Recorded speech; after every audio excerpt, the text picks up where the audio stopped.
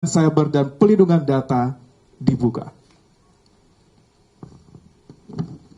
Dan kepada Pak Menteri Koordinator Bidang Politik dan Keamanan, Bapak Budi Gunawan, dipersilakan Pak.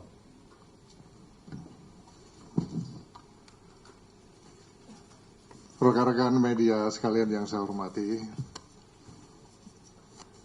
baru saja pemerintah dalam hal ini Kementerian Lembaga yang terkait bersama TNI, kemudian Polri, Kejaksaan,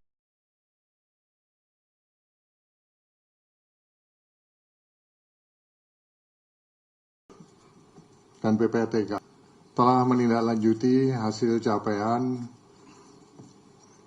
dari Des Penanganan Judi Online, Keamanan Cyber dan serta Des Keamanan Cyber dan Perlindungan Data.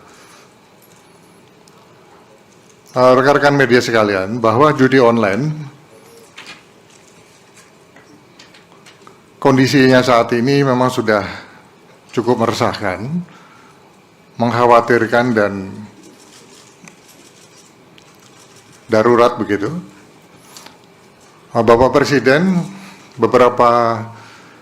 pada beberapa kesempatan telah menyampaikan bahwa perputaran judi online yang ada di Indonesia ini telah mencapai kurang lebih 900 triliun rupiah di tahun 2024. Pemainnya kurang lebih 8,8 juta masyarakat Indonesia, yang mayoritas para pemainnya adalah kelas menengah ke bawah. 97.000 anggota TNI Polri dan 1,9 juta pegawai swasta yang bermain judi online. 80.000 pemain judi online yang usianya di bawah 10 tahun. Dan angka ini diprediksi akan terus bertambah jika kita tidak melakukan upaya-upaya yang masif di dalam memberantas judi online ini. Masifnya jumlah judi online ini dapat dipahami karena judi online menurut pakar cyber security itu dapat mendatangkan hormon endorfin yang membuat pemainnya merasakan perasaan senang dan bahagia ketika berhasil memenangkan salah satu permainan judi online ini. Padahal kemenangan itu memang sudah diatur oleh operator-operator judi online agar deposit dananya semakin besar. Ketika depositnya sudah besar, dipastikan pemain akan kalah dan kehilangan uangnya. Artinya apa? Bahwa sebetulnya judi online saat ini itu sudah seperti wabah. Seperti penyakit menular yang menjangkit berbagai kalangan, dari kalangan tua hingga anak-anak. Nah, tentu saja sekali lagi dari fakta dan kondisi yang sudah sangat meresahkan dan mengkhawatirkan dan darurat ini, selanjutnya Des judi online telah dan akan terus melakukan upaya-upaya penindakan dan penegakan hukum, memotong dan memblokir situs-situs judi online, termasuk penelusuran dan pemblokiran aliran dana, serta melakukan kampanye dan edukasi publik untuk pencegahan judi online. Dari sisi teknis memang nampak sangat mudah untuk mengidentifikasi maupun melakukan pemblokiran terhadap situs-situs judi online. Namun dari hasil evaluasi kita, bahwa kemudian banyak operator yang melakukan domain switching, artinya mereka dengan mudah mengganti nama domain yang telah diblokir tersebut, sehingga selanjutnya langkah pemblokiran akan kita lakukan dengan lebih agresif.